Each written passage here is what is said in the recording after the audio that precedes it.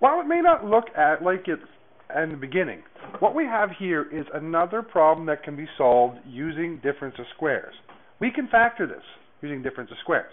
But what you have to notice is you have to do a couple steps first. Take a look at this part that I've got out front here in the red brackets. We're going to ignore the y squared for a little bit here. What I have there is a perfect square. That can be factored out to be x minus 4 times x minus 4. And once again, my y squared is going to keep tagging along on the end. So writing it out again, we end up with x minus 4 squared minus y squared.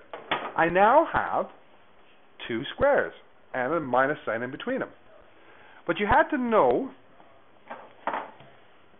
you had to be able to recognize that this was a perfect square. You also have to be able to take that and arrange it so you can simplify it. Now this last part, that can be solved. You can look to my other video for how to solve that. Let me do another example of how to get it to this point. All right, we're looking at the next example here. The key is look for the oddball. Which one doesn't seem to fit with the others?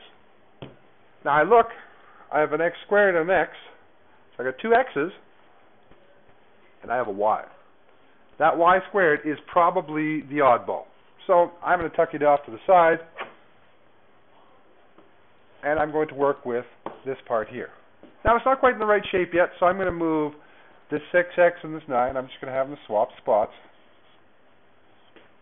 So now I have x squared plus 6x plus 9 minus 25y squared.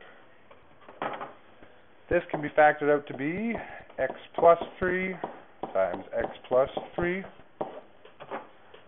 minus 25y squared. I now have x plus 3 squared minus 25y squared. And once again, this I can factor. But it's a matter of getting it down to that point, because this piece up here didn't look like a difference of squares.